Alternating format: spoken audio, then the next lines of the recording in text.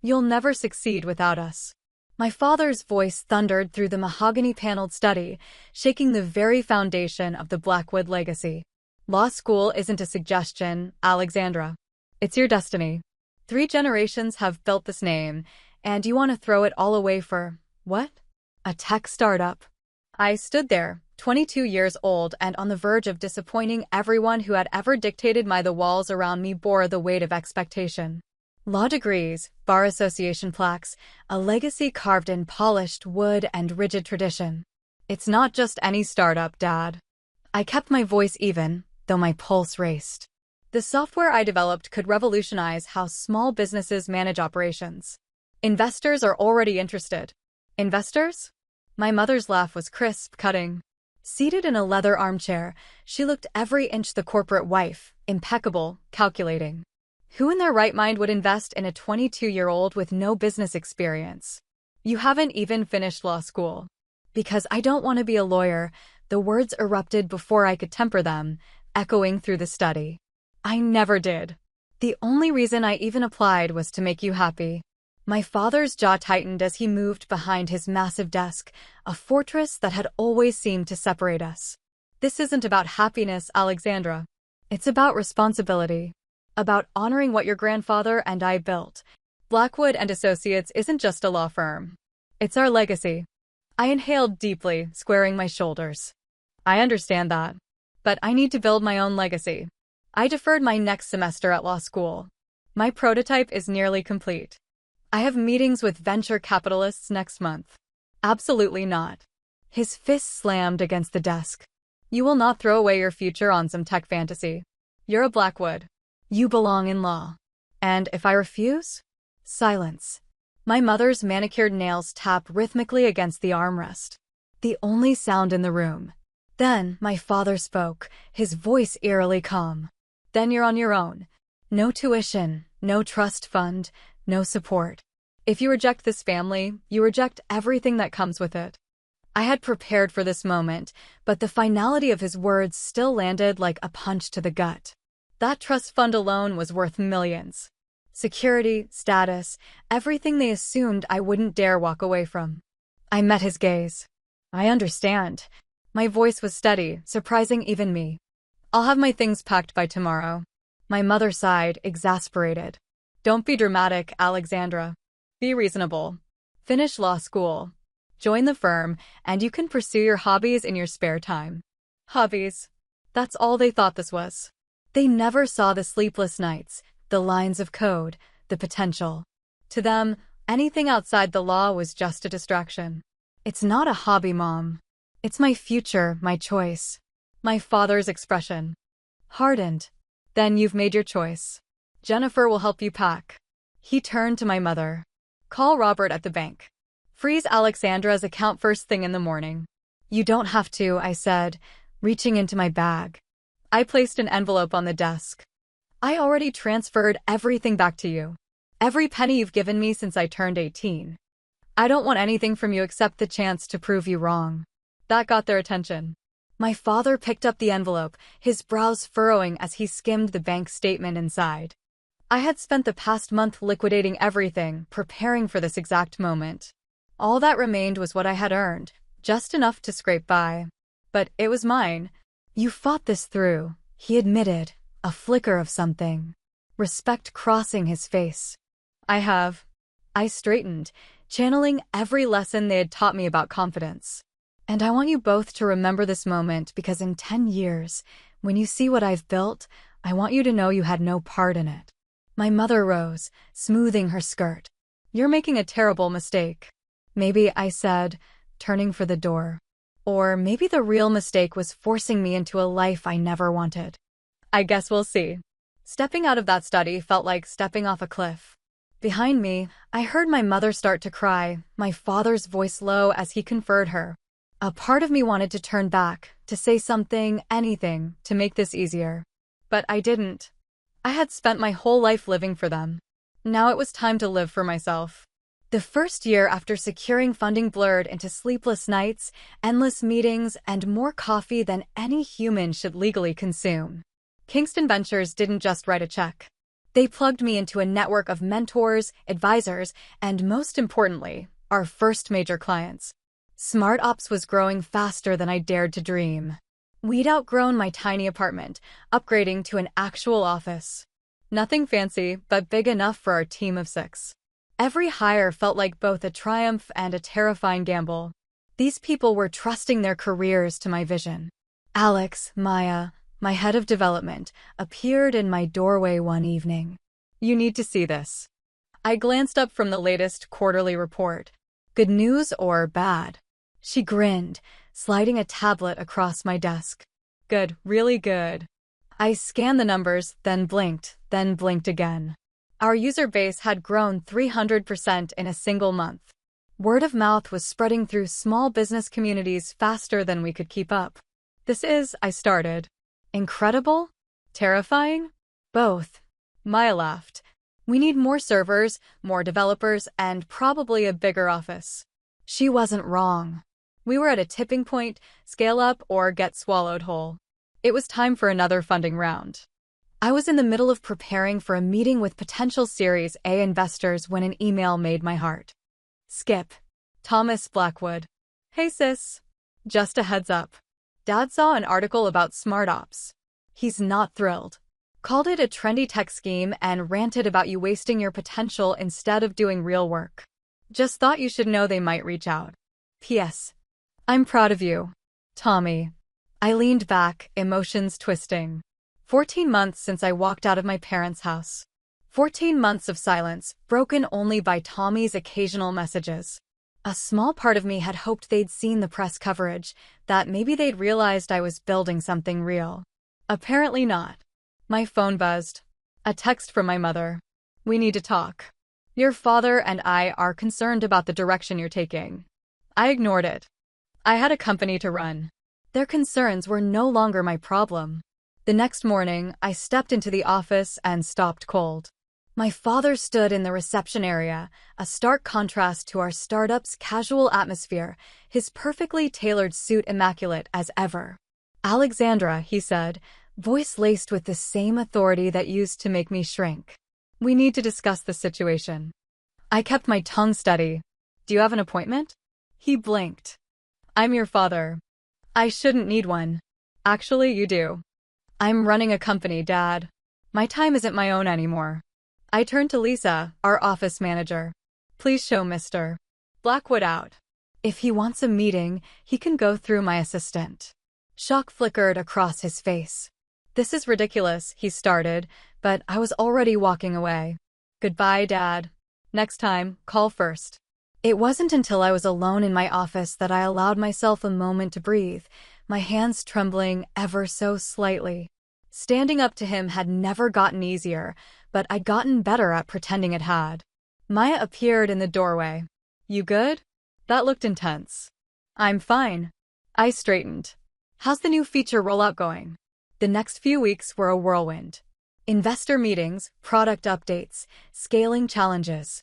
Kingston Ventures had lined up introductions with some major VC firms, and the numbers being thrown around made my head spin. Then came the email that changed everything. "Dear MS. Chin, I represent Horizon Capital. We've been following SmartOp's growth with great interest. Our analysis suggests you're addressing a significant market gap with impressive execution. We'd like to discuss leading your series around. Michael John, partner, Horizon Capital." Horizon Capital. Even my father would have to respect that name. They didn't just invest in startups, they built empires. The morning of the meeting, I adjusted my blazer, glancing at the city skyline from our new, bigger office. Sometimes I still caught myself looking for the old water stain from my apartment wall, the one I covered with flowcharts and dreams. "They're here," Lisa's voice crackled through the intercom. I exhaled, fingers brushing the jade pendant my grandmother had given me. "Send them in." Michael John was younger than I expected, early 40s, with sharp eyes and a measured demeanor. 2 analysts trailed behind him, looking fresh out of business school. "MS. Chin," he shook my hand. "Your growth metrics are impressive." "Thank you." I led them into the conference room, where Maya and our CFO, James, were waiting. But I suspect you're more interested in where we're going than where we've been. John smiled. Direct, I like that. Tell us about your vision for SmartOps. For the next 2 hours, we laid out everything. Our roadmap, market strategy, financial projections. The analysts scribbled notes, exchanging glances. Finally, John leaned back. Your technical foundation is solid. But what really interests us is your market insight. Most enterprise software targets large corporations, leaving small businesses behind. You've identified a massive, untapped market. I nodded. People assume small businesses can't afford sophisticated software. But they can't afford not to have these tools. They just need them built, priced, and delivered in a way that makes sense. John studied me. You know, I did some research on you. Alexandra Blackwood, or should I say, Alex Chin. My pulse quickened, but I kept my face unreadable. I prefer to focus on the future. Fair enough. He smiled. But I have to ask, why walk away from a guaranteed future in law to build this? I met his gaze. Because some guarantees come at too high a price. I believe real value comes from solving real problems, not following a predetermined path. SmartOps isn't just about making money. It's about leveling the playing field. John nodded. Well said. He slid a folder across the table. We'd like to offer you terms for a $20 million series around at a $100 million valuation. Even Maya, usually unshakable, made a small choking sound. That's generous. I managed. It's realistic. John corrected. You've built something valuable. We want to help you scale it. As we discussed terms, my mind raced. This was a game changer. More hires, expanded product lines, international growth. But it also meant scrutiny, pressure, expectations I'd have to meet. I'll need to review this with my team and current investors, I said finally. Of course. John stood then paused. One more thing. We typically issue a press release when we close major investments. Given your family background, this might generate some attention. Will that be a problem? I thought about my father's face in the office lobby. My mother's unread messages.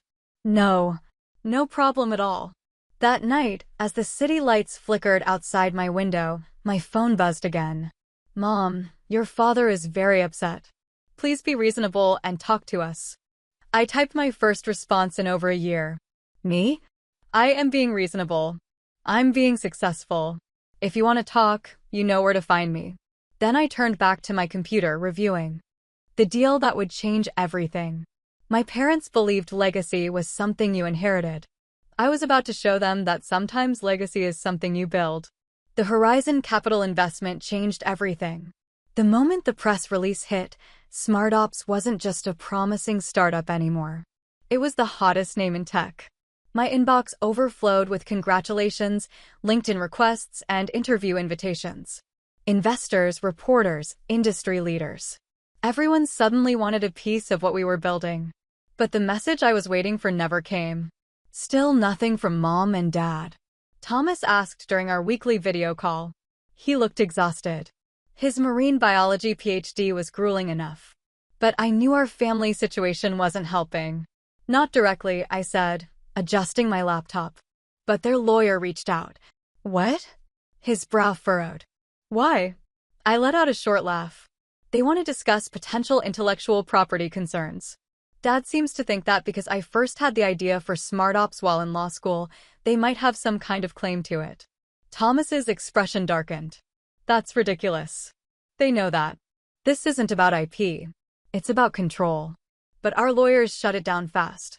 Everything was developed after I left, and I have the documentation to prove it. Thomas sighed. I knew they were mad. But this. Mom's been impossible since the Horizon Capital news broke. She keeps saying you embarrass the family by making this so public. I didn't make anything public. The press put 2 and 2 together. It's not hard to figure out who Alexandra Blackwood used to be. The headlines had practically written themselves. Tech Harris defies family legacy to build software empire. Every article leaned into the drama. Rich, powerful parents, rebellious daughter. A battle of expectations versus ambition. Before I could say more, my phone buzzed. A message from Maya. Emergency meeting. Server issues. Now. Sorry, Tommy. Crisis mode. He gave me a tired smile. Go be a tech mogul. Love you, sis.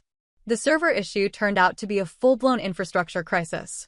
Our growth was outpacing our systems, causing slowdowns and outages. Not the kind of thing we could afford with our sudden high-profile status. We need a complete architectural overhaul. Maya said, whiteboards covered in frantic sketches behind her. The current system won't scale with our projections. How long? 3 months minimum. And we need more developers. Do it, I said. Whatever you need. We can't lose momentum now. The next few months blurred together. Scaling, hiring, product updates. We expanded to another floor, growing to a team of 50. Every day brought a new challenge, a new opportunity. And then, everything changed again. A mess. Chen. My assistant's voice crackled through the intercom. There's a Mrs. Blackwood here to see you. I froze. My mother? Yes. She doesn't have an appointment, but I exhaled slowly. Send her in. She walked into my office like she was entering a second-rate restaurant, hiding her distaste, but not well enough. Perfectly styled, designer-dressed, radiating quiet disapproval. Alexandra. Her gaze swept the room, lingering on the walls covered in diagrams and code. This is interesting. I didn't bother with pleasantries. What do you want, Mom? She sat, uninvited, smoothing the fabric of her skirt. Your father and I are concerned. I let out a short laugh. Concerned about what? That I'd built something without your permission. Her lips thinned. Don't be crude. This venture of yours has attracted attention. People are talking. The Blackwood name means something in the city. I folded my arms. I don't use the Blackwood name anymore. Haven't for 2 years. Yes, about that. She gave a pointed look. Taking your grandmother's name was unnecessary. You know how your father felt about her influence on you. I smiled, sharp and unbothered. She'd encouraged me to follow my dreams. That's not influence. It's support. My mother sighed, as if I were a stubborn child. Dreams. You had everything set up for you. The finest education, a place at the firm, a real career. Instead, you've chosen this. Tech phase. I stood. This tech phase built a company valued at over $100 million. What part of that isn't real enough for you? Money isn't everything, Alexandra. I let out a cold laugh. That's easy to say when you've never had to worry about it. I turned to the window, watching the city stretch beneath me. Why are you really here? She hesitated. We've discussed it. And we're willing to make you an offer. Come back to law school. Take your rightful place at the firm and well. I turned, stunned. Let me guess. You'll let me keep a minority stake in SmartOps? Under family control, of course. Don't be dramatic. She lifted her chin. We're giving you a chance to save face. This tech bubble won't last forever. When it bursts, you'll need a real career. I shook my head, laughing softly. Get out. She blinked. Excuse me? You heard me. Get out of my office. Get out of my building. And tell Dad that if he so much as thinks about interfering in my company again, I'll make sure every business journalist in the country knows exactly how Jonathan Blackwood tried, and failed, to manipulate his daughter's success. Her mask of composure cracked, just for a second. You wouldn't dare. I met her gaze, unwavering. Try me. She stood, gathering her dignity like armor. You've changed, Alexandra. No, I said quietly. I just stopped pretending. After she left, I sat at my desk, breathing through the adrenaline still coursing through me. Then I did something I'd been putting off for months. I called a reporter. A mess. Chen. His voice crackled with interest. We'd love to do a feature on SmartOps and your journey. I'm ready to talk, I said. About everything. The article dropped 3 weeks later, and the response was overwhelming. My inbox floated with messages. From young entrepreneurs breaking away from family expectations. From parents rethinking how they supported their children's dreams. From investors who wanted to be part of whatever we were building next. You've started a movement, Maya said one night, picking at a cold slice of pizza in the office. People are calling you a role model. I touched my grandmother's jade pendant, thinking of her words. The highest mountains are the hardest to climb, but the view from the top is worth every step. I never wanted to be a role model, I said. I just wanted to be me. Maya grinned. Well, just you made Forbes 30 under 30. How's that feel?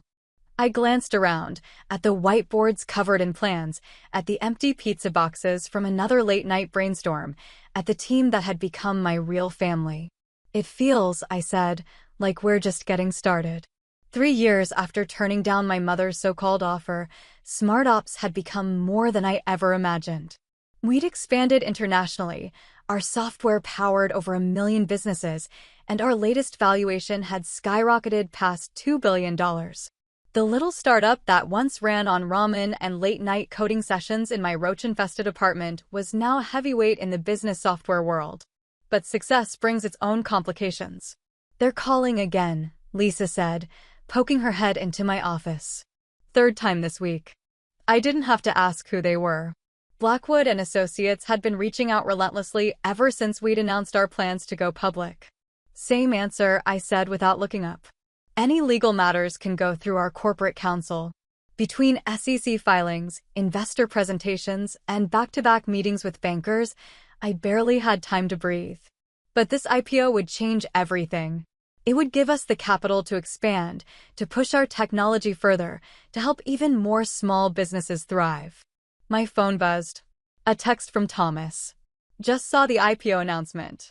Dad's losing it. Says you're destroying the family name by playing in the stock market. I smirked. According to my father, destroying the family name apparently included building a multi-billion-dollar company from nothing. The irony was almost funny. The morning of our first major roadshow presentation, I arrived early to find an envelope on my desk. The return address made my stomach tighten. Blackwood and Associates. I unfolded the letter, immediately recognizing my father's precise, almost clinical handwriting. Alexandra, your mother, and I have followed your company's progress with increasing concern. While your success in the technology sector is noteworthy, we believe the timing is right to reunify the family interests. We propose a merger, bringing SmartOps under the Blackwood family umbrella. You would maintain your current role while benefiting from our guidance and experience. In return, we would drop any potential claims regarding the company's intellectual property origins. Consider this an olive branch. Family legacy is about more than individual achievement. Jonathan Blackwood, senior partner. I barely registered Maya's voice as she rushed into my office, excitement lighting up her face. Alex, you need to see this. The preliminary investor interest is insane. We might need to increase the offering size. She stopped when she saw my expression. What's wrong? Wordlessly, I handed her the letter. She scanned it quickly, her expression shifting from confusion to disgust. They're unbelievable, she muttered. They really think they can just claim SmartOps now that we're successful. They've always thought they could control me, I said, standing and walking to the window. The city stretched out below, a different view from the one I used to stare at as a broke, terrified 22-year-old. What are you going to do? I turned back to my desk, pulled out a fresh sheet of paper, and began writing.